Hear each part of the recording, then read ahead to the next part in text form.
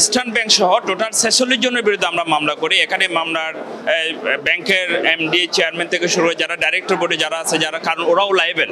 আমি 2017 সালে আমি ওখানে 4 কোটি 12 লক্ষ টাকা ওখানে প্রথমে সঞ্চয় অ্যাকাউন্ট খুলি, পরে আমি এফডিআর করি 5 কোটি 80 লক্ষ টাকা। কিন্তু ওনারা, আমি যখন দেশের বাইরে ছিলাম তখন বিভিন্ন লোন অ্যাকাউন্ট, বিভিন্ন জাল অ্যাকাউন্ট খুলে আমার সব টাকা ওনারা আত্মসাৎ করে নিয়ে যায়। পরে আমি দেশের বাইরে থেকে যখন দেশে আসি তখন ওনাদেরকে আমি বিষয়টা জানাই। ওনারা আজকে কালকে কিভাবে হয়েছে না হয়েছে এই সমস্ত বিষয়গুলো কালক্ষেপণ করতে থাকে। পরবর্তীতে আমি লিগ্যাল নোটিশ প্রদান করি। মজার ব্যাপারে যারা লিগ্যাল নোটিশ, ওদেরকে সবাই আবার ব্যাংকে ডাইরেক্টর হিসেবে নিয়ে নিছে।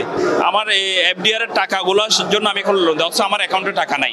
ওনারা জাল অ্যাকাউন্ট খুলে ওই জাল অ্যাকাউন্টে সবগুলো টাকা ট্রান্সফার করে নেয়। প্রথম সঞ্চয় অ্যাকাউন্টে সঞ্চয় অ্যাকাউন্টগুলো জাল ছিল এবং জাল অ্যাকাউন্টগুলো করে ওখানে বিভিন্ন জনের নাম্বার, ওনাদের ব্যাংকের ব্রাঞ্চের ম্যানেজার, হেড অফিসের কয়েকজনের নাম্বার, আবার আঞ্চলিক অফিসের কয়েকজনের নাম্বার দিয়ে ওরা বিভিন্নভাবে ট্রান্সফার করে নেয়। কারণ হয়তো কোনো কারণে নাম্বার যদি হয় তাহলে আমার কাছে মেসেজটা আসতো, কিন্তু ওরা বিভিন্ন নাম্বার ইউজ করছে।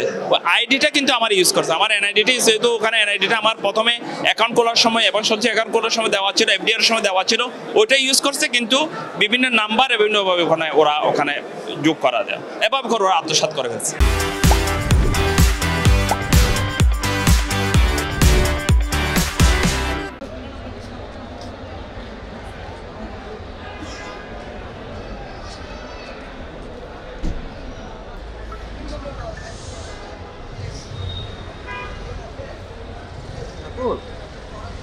হ্যাঁ হয়েছে।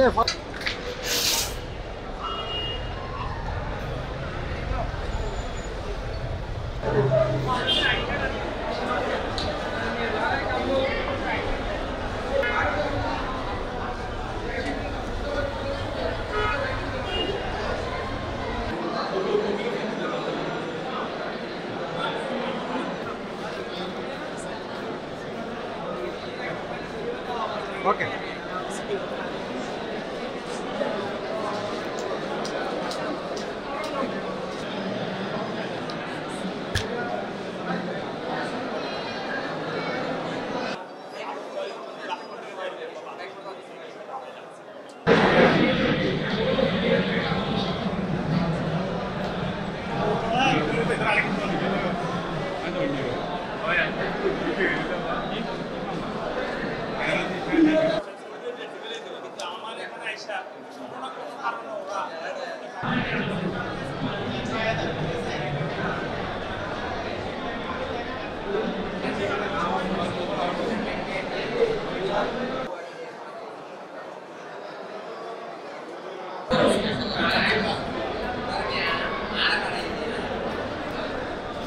চলে